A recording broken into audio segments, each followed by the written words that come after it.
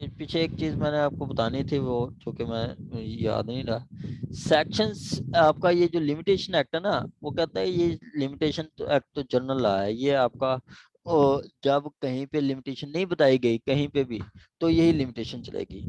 अगर किसी स्पेशल या लोकल लॉ में कोई लिमिटेशन पीरियड बताई गई है, ठीक है, स्पेशल या लोकल लॉ में कहीं पे लिमिटेशन एक्ट और लिमिटेशन बताई गई है, तो वो लिमिटेशन वही चलेगी जो स्पेशल या लोकल लॉ में बताई गई है। जैसे आपका मैडम शाजिया साहबा, ये प्रियम्पशन की लिमिटेशन कितनी है, कितनी देर में हम प्रियम्पशन का दावा करते हैं?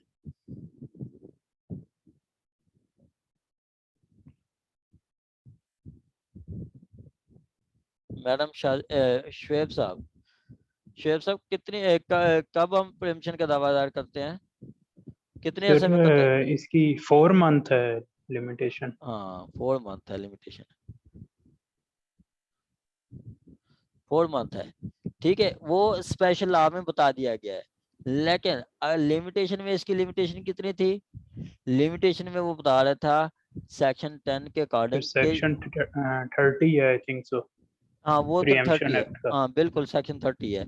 इधर जो लिमिटेशन एक्ट है उसमें कहता है to right in force preemption act, उसके लिए उन्होंने बताया कि जी 1 साल है, ठीक है, 1 साल है, ठीक हो गया। तो 1 साल जब वो प्रॉपर्टी परचेज हुई है, सेल हुई है, या उसका कोई पोजेशन दिया गया है, अब प्रियम्पशन में कब क्या बताया गया जी? 4 माह, 120 डेज, ठीक है, 120 दिन, ठीक है, 120 दिन का कहा है। तो जो अगर आपका किसी स्पेशल या लोकल लॉ में आपकी लिमिटेशन बता दी गई है, तो फिर वही प्रीवेल करेगी, ठीक है, वही प्रिवेल करेगी, फिर हमारी आपकी नहीं होगी। कहता है व्हेन एनी स्पेशल या local law prescribe any for application suit period of limitation different from limitation act, then special or local law will apply। तो स्पेशल या लोकल लॉ में जो बताई गई है वही अप्लाई होगी, मतलब यहाँ पे लिमिटेशन में 10 बताई गई है तो ये अप्लाई नहीं होगी, वो आपका जो स्पेशल लॉ में बताई गई है वो होगी, ठीक है, जो स्पेशल लॉ में बताई गई है वो होगी। अच्छा, अब सेक्शन 8 क्या कहता है? सेक्शन 8 यही कहता है कि जी अगर आपका ये जो सेक्शन 6 और 8 है, ये आपका 6 और 7 है, ये आपका किसी प्रेमशन पे सूट पे फाइल नहीं करता, प्रेमशन के दावे पे अप्लाई नहीं होगा, एक बात करता है, ठीक हो गया। दूसरी क्या बात करता है? दूसरी बात करता है कि जी हाँ,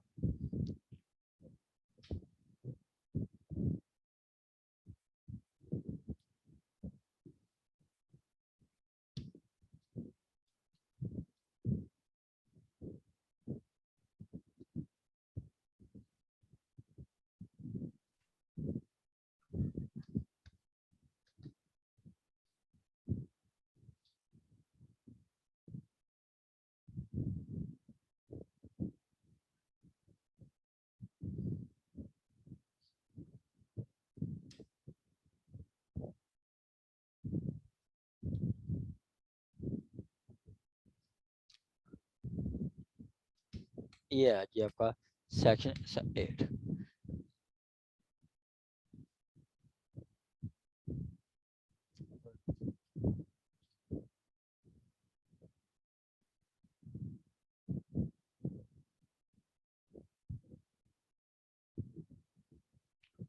अच्छा जी, कहता है आपका सेक्शन 8,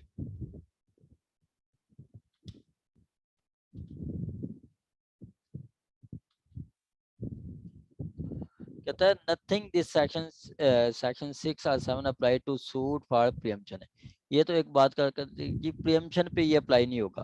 प्रियम्पशन पे सेल प्रॉपर्टी सेल हुई, उस पे अगर प्रॉपर्टी सेल हुई तो उस पे एक बंदा माइनर था, तो ये कह के जी जब वो मेजर हो तो वो कर दे, ऐसा नहीं होगा। अब इंसेन है तो वो 4 महीने तक वो कवर हो जाता तो कर दे, वरना नहीं, वो उसका कोई राइट नहीं होगा, प्रियम्पशन पे अप्लाई नहीं होगा। ये एक बात करता है सेक्शन 8। दूसरी कहता है and preemption are shall be deem to extend for more than 3 years from the cessation of period of limitation, period of limitation के कहता है कि जी अगर डिसेबिलिटी है, ठीक है, अगर डिसेबिलिटी है, ठीक है, तो ये नहीं समझा जाए शैल बी डीम नत, ये इसको आपने नथिंग इन सेक्शन एक, तो इसको आपने ऐसे पढ़ना है।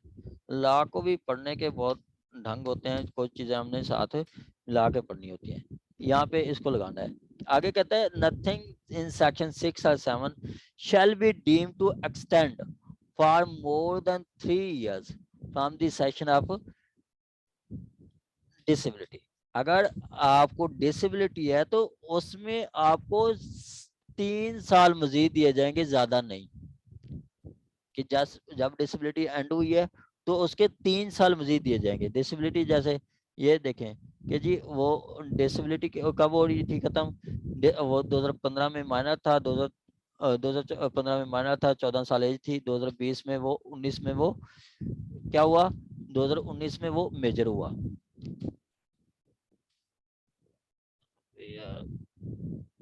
अब 2020 में वो मेजर हुआ है तो उसके 2022 तक वो कर सकता है, 2022 तक वो सूट फाइल कर सकता है, क्योंकि मेजोरिटी के वो 3 साल बाद मजीद मेजोरिटी के बाद आपको 3 महीने मिलते हैं। ठीक हो गया, आपको 3 महीने मिलते हैं।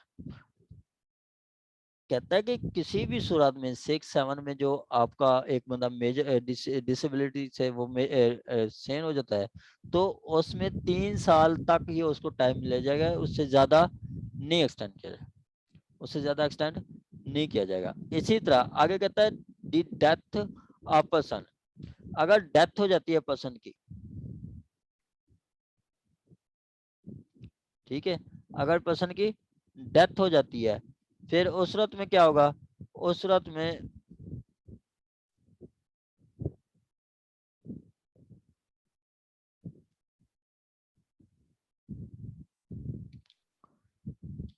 आर इन डेथ,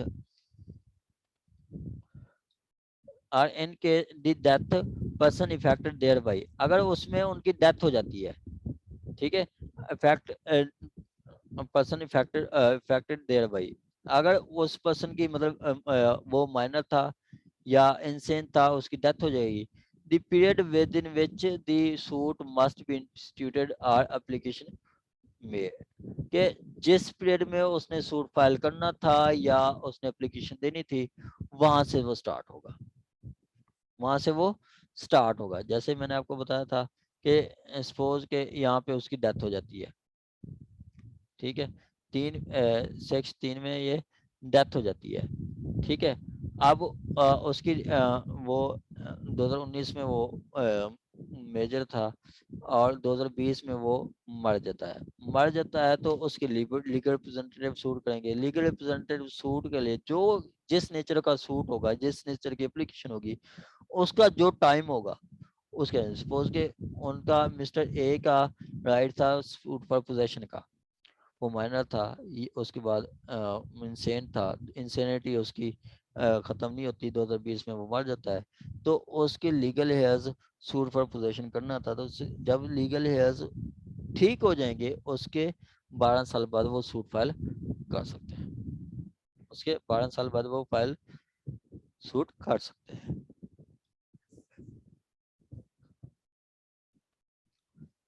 आपकी डिसेबिलिटी में 3 साल है और डेथ की सूरत में वही टाइम है जो कि आपको दिया जाता है किसी सूट का या एप्लीकेशन का। अपील थी 30 दिन थे तो 30 दिन दिए जाएंगे, एप्लीकेशन है 30 दिन थे तो 30 दिन दिए जाएंगे।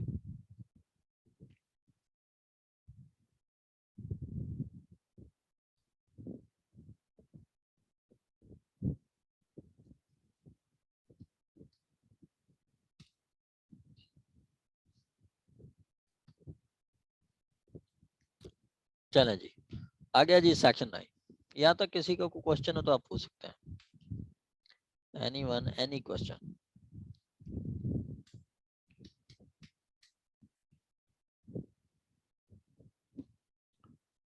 सेक्शन 9, सेक्शन 9 क्या कहता है, once time begins to run, no subsequent disability or inability to sue stop it,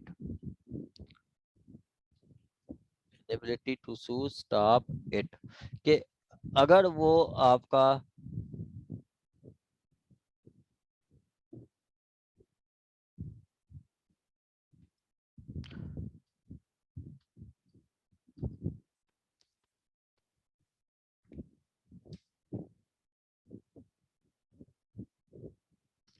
अच्छा कहता है कि when once time begins to run, no subsequent inability or disability,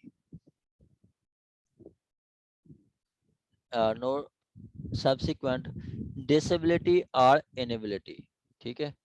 आपका जो डिसेबिलिटी होती है वो बाई लॉ होती है, इनेबिलिटी होती है फिजिकली होता है, और डिसेबिलिटी होती है बाई आपका कोई लॉ होती है, ठीक है। टू नो डिसेबिलिटी और inability to sue stop it, उसको स्टॉप नहीं करेगी, ये चर्नर रूल है। इसकी मैं एग्जांपल आपको देता हूँ कि जैसे देखें, वही एग्जांपल हम ये है,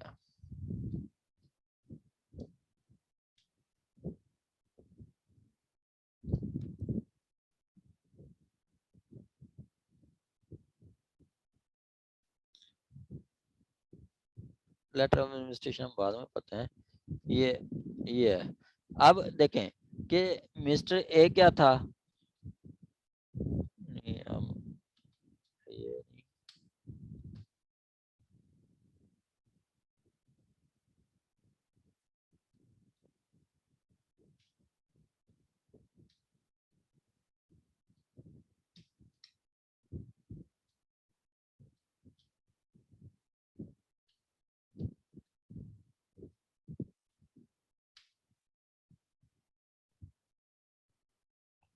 अब देखें मिस्टर ए क्या था, मिस्टर ए माइनर था और इंसेन था, ठीक है, माइनर था और इंसेन था। सपोज के वो मिस्टर ए क्या था, वो माइनर था, उसकी 14 साल एज थी 2015 में, वो इंटाइटल टू सूट था, suit file suit for declaration, ठीक है, सूट ऑफ डिक्लेरेशन।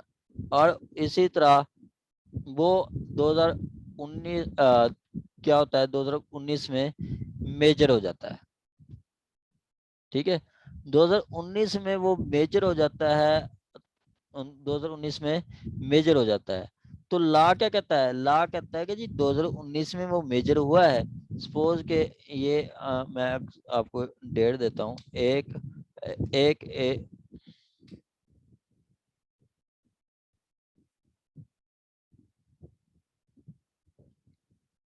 एक एक 2019, इसी तरह वो मेजर हो जाता है एक एक 2019 को, एक एक 2019 को वो मेजर हो जाता है, ठीक हो गया। अब फिर वो इंसेन हो जाता है, he became insane in, he became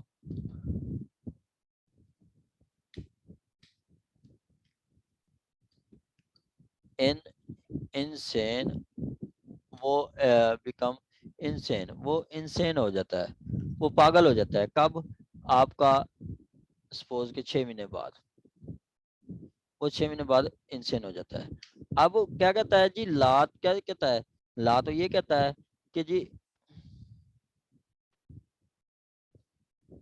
ठीक है, वो ला क्या कहता है, ला कहता है जी आपका जो दावा तो वैसे 2022 तक वो फाइल कर सकता है, ठीक है, दावा का में फाइल सूट वेतन 2022 तक सूट फाइल कर सकता है, लेकिन उसको टाइम कितनी मिला, ये एक एक 2019 को वो सेन हो गया, मेजर हो गया, ठीक है, वो दावा दर कर सकता था। और वो सेन इंसेन कब हुआ, 1/6/2019 को 6 माह बाद, ठीक है, वो कितनी आफ्टर 6 मंथ, वो आफ्टर 6 मंथ वो इंसेन हो जाता है,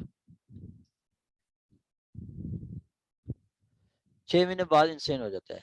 तो फिर ला क्या कहता है, ला कहता है बेशक उसको पास 2022 तक है, 2022 तक वो मतलब दावा दायर कर सकता है। अगर इस 6 महीने में उसने दावा नहीं किया तो दोबारा उसको रिलीफ नहीं दिया जाएगा लिमिटेशन का, कि एक दफा जब आपका लिमिटेशन का पीरियड स्टार्ट हो गया, फिर किसी भी सूरत में लिमिटेशन का पीरियड नहीं रुकेगा, फिर किसी भी सूरत में लिमिटेशन का पीरियड नहीं रुकेगा, ये बता रहा है सेक्शन 9। ठीक है, कि ला क्या कहता है, ला कहता है कि जब भी आपने कोई क्लेम कर लेना है, कोई सूट फाइल करना है, तो आपने ऑन द टाइम मतलब ऑन द स्पॉट आना है कोर्ट के अंदर।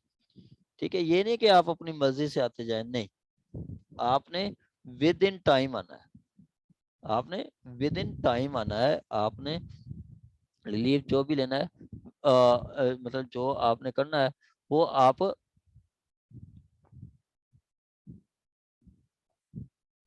एज अर्ली एज पॉसिबल करना है, एज अर्ली एज पॉसिबल। अब 2020 में इंसेन हो गए, ठीक है, और 2019 में इंसेन हो गया, और इंसेनिटी आपकी चलती रही है, जब भी इतनी देर तक चलती रही है, उसके बाद आप कहें कि जी हम इंसेन हो गए थे, तो हम वो हमारे पास तो ये तो 6 महीने दिए गए, हमारे पास तो टाइम था 3 साल का, तो लाकतन नहीं, जब आपको पहले टाइम दिया गया है फिर आपने नहीं किया तो दोबारा आपके पास कोई टाइम नहीं है। एक दफा जब टाइम स्टार्ट हो गया दोबारा टाइम नहीं रुकेगा, एक दफा जब टाइम स्टार्ट हो गया तो वो दोबारा किसी सूरत में वो टाइम नहीं रुकेगा, ये आपका कहता है सेक्शन 9।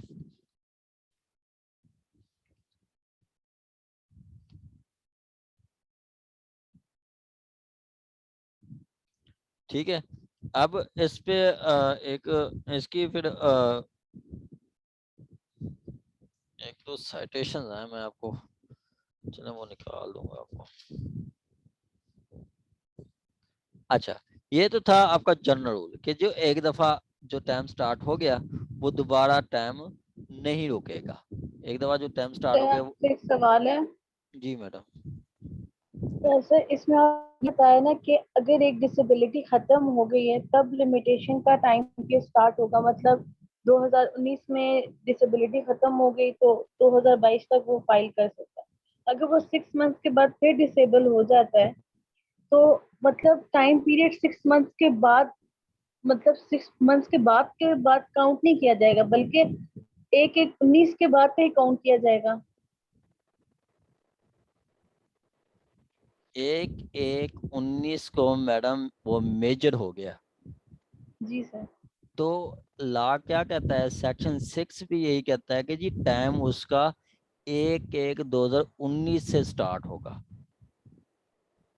पीछे हमने वर्डिंग भी देखी है ना, वर्डिंग कहता है कि रैकंड, रैकंड का वर्ड इस्तेमाल करता है कि जी टाइम कब, टाइम उसका रैकंड स्टार्ट होता है और उस टाइम वो माइनर होता है या डिसेबल होता है, तो टाइम उसका कब रैकंड होगा, स्टार्ट कब होगा, जब उसकी डिसेबिलिटी सीज होगी।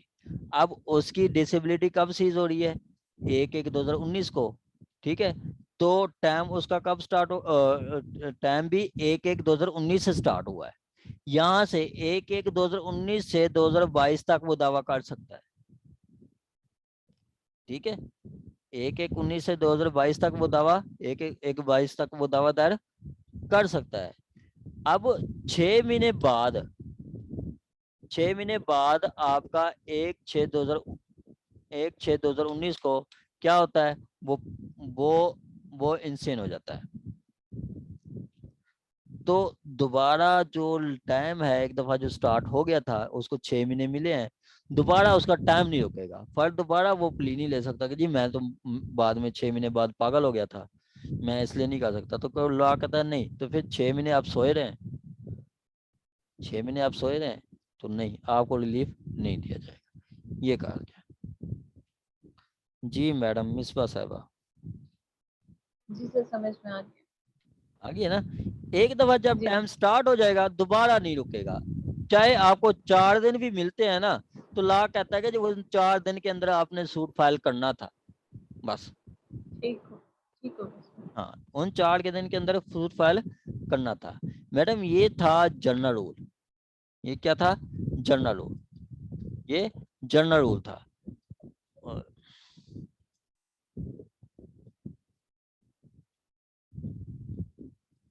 अच्छा, इसकी एक्सेप्शन है, ये क्या है, एक्सेप्शन है, हाँ, इस टाइम वो आपका जो है वो खत्म हो सकता है, इस टाइम आपका टाइम जो है स्टॉप हो सकता है, रुक सकता है। कब? इस टाइम। किस टाइम? कहता है वेयर लेटर ऑफ एडमिनिस्ट्रेशन। कोई पर्सन बताएगा कि जी लेटर ऑफ एडमिनिस्ट्रेशन क्या होता है? मैडम शाजिया साहबा या फरद साहब, नाला गिलानी साहबा? सर नहीं पता। कोई पर्सन? नाला गिलानी साहब हैं, शुएब साहब, अन्नम साहबा, फिजा मलिक साहबा? चले, लेटर ऑफ एडमिनिस्ट्रेशन होता है, आपने सक्सेशन एक्ट पढ़ा होगा। सक्सेशन एक्ट है आपका 1925 का, 1925 का है आपका सक्सेशन एक्ट। ठीक है, जिसके तहत हम सक्सेशन सर्टिफिकेट भी लेते हैं। ठीक हो गया? वहां पे लेटर ऑफ एडमिनिस्ट्रेशन है। लेटर ऑफ एडमिनिस्ट्रेशन क्या कि सपोज के फरद साहब ने मिस्टर ए से 10 लाख लेने थे। ठीक है, फरद साहब ने मिस्टर ए से 10 लाख लेने थे। ठीक है, अच्छा, अब फरद साहब ने मिस्टर ए से 10 लाख लेने थे और मिस्टर ए की डेथ हो जाती है। ठीक है, मिस्टर ए की डेथ हो जाती है तो फरद साहब क्या करते हैं, आ जाते हैं कोर्ट के पास कि जी मुझे लेटर ऑफ एडमिनिस्ट्रेशन इशू करें, मैं इनकी प्रॉपर्टी को देखूंगा कितनी है, कहाँ पे है प्रॉपर्टी, उसको सेल करूंगा, सेल करके जो सेल प्रोसीड होंगी आपको दूंगा, आप मेरे 10 लाख देना, बाकी जो मर्जी जहाँ मर्जी ले जाए। बाकी उनके लीगल रिप्रेजेंटेटिव को दे दिया जाता है, या बाकी और क्रेडिटर्स होते हैं उनको दे दिया जाता है।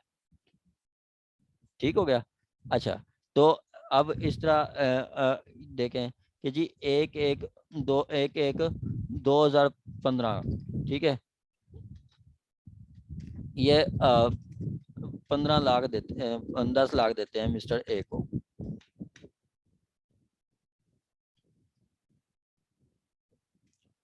Loan to Mister A, Mister A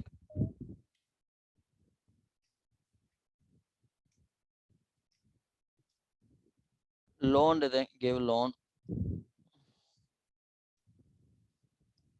to Mister A. Mister A को 10 लाख देते हैं और Mister A and Mister A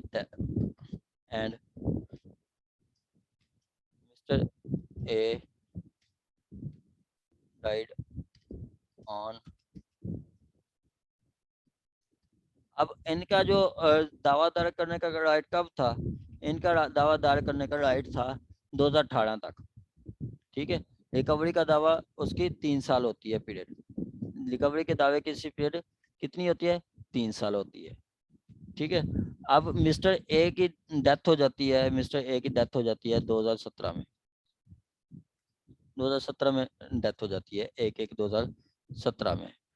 ठीक है, अब क्या करते हैं ये फराज साहब अप्लाई करते हैं लेटर ऑफ एडमिनिस्ट्रेशन के, जी मुझे लेटर ऑफ एडमिनिस्ट्रेशन दें, तो जितनी लेटर ऑफ एडमिनिस्ट्रेशन दे इसकी जो प्रॉपर्टी होगी मैं सेल करके आपको दूंगा, मेरा आप 10 लाख देना, बाकी मैं जहाँ मर्जी करें। ठीक है, तो कोर्ट क्या करती है, कोर्ट इनको Mister A Mister applied for letter of administration,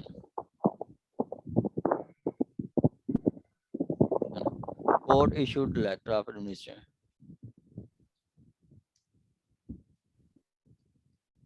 LOA, letter of administration, letter of administration court issue कर देती है। ठीक है, कोर्ट इशू करती है, तो अब इनका जो टाइम होता है वो लेटर ऑफ एडमिनिस्ट्रेशन शुरू हुआ का issued letter of administration on 1/6/2017, 1/6/2017 को लेटर ऑफ एडमिनिस्ट्रेशन शुरू हो जाता है। अब ये जो उन्होंने उधार दी थी, तो इनका दावा कब कर सकते थे? मिस्टर ए फराज साहब दावा कब कर सकते थे? तो लिमिटेशन कितनी होगी? लिमिटेशन पीरियड और limitation for limitation for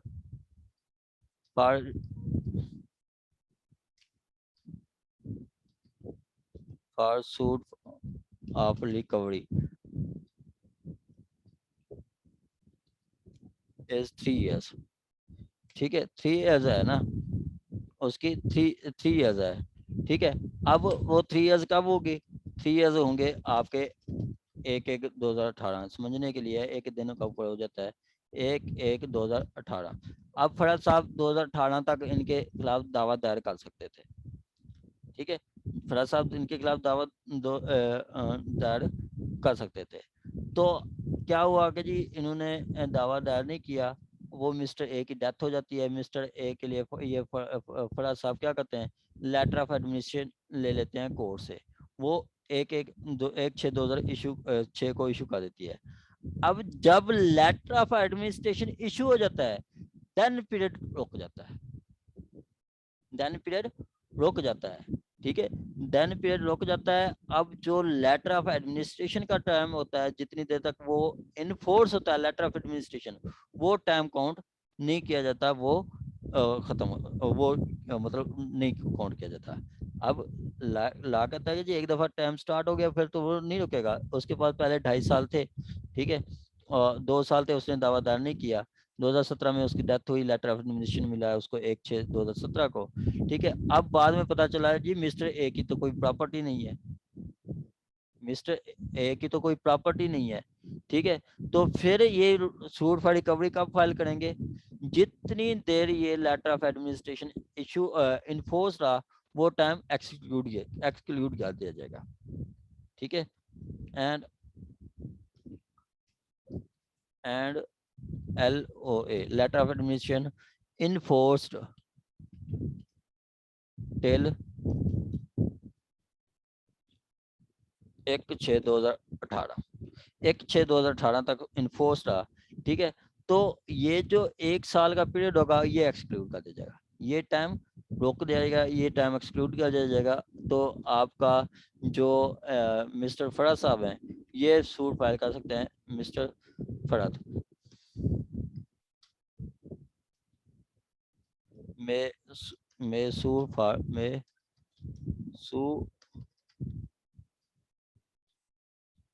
for recovery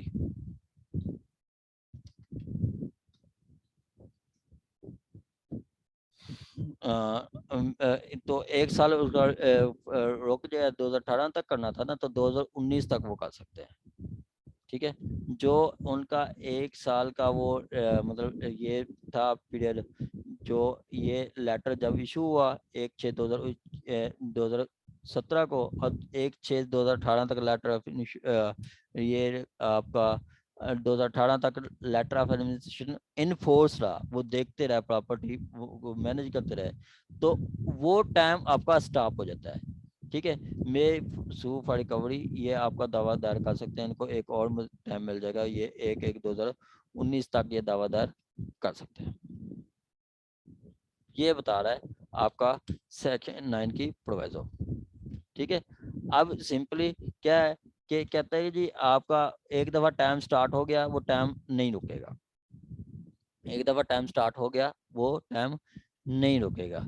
लेकिन जब लेटर ऑफ एडमिनिस्ट्रेशन इशू हो जाता है, देन आपका टाइम स्टॉप हो जाता है। कहता है where the letter of administration to state of creditor, जिससे कर्ज लेना has been granted to as debtor. Debtor कौन है?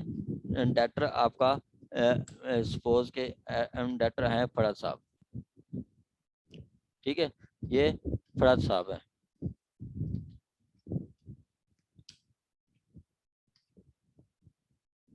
ठीक है, अब क्रेडिटर कौन थे?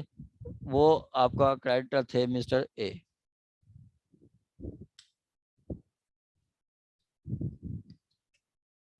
ठीक है, granted to the running of time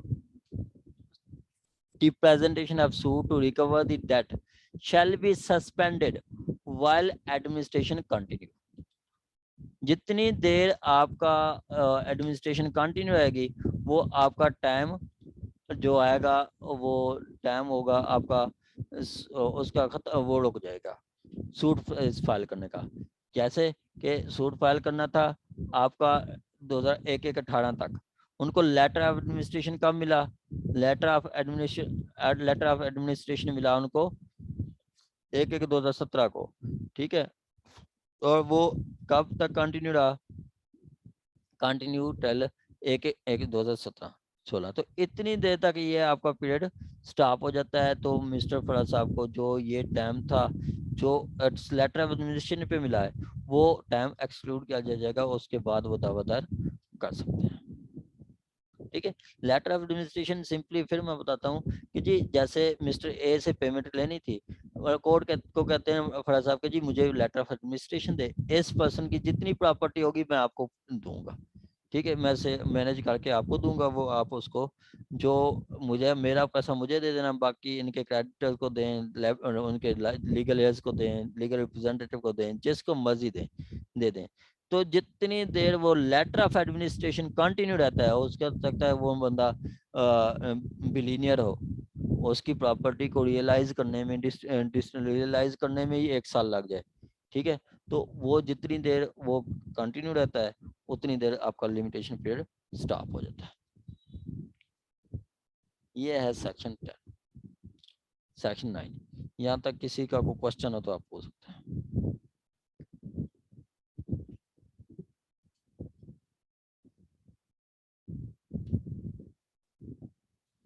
Anyone, any question? चलें जी, सेक्शन 10। सेक्शन 10 सिंपली कहता है कि जी आपका उसके अगेंस्ट, ट्रस्टी के अगेंस्ट कोई टाइम पीरियड नहीं होता, ठीक है। ट्रस्टी के खिलाफ जब मर्जी आप दावा कर दें उसके लिए कोई लिमिटेशन अप्लाई नहीं होती, ठीक है, उसके लिए कोई लिमिटेशन अप्लाई नहीं होती। ट्रस्टी के खिलाफ आप जब मर्जी चले जाएं।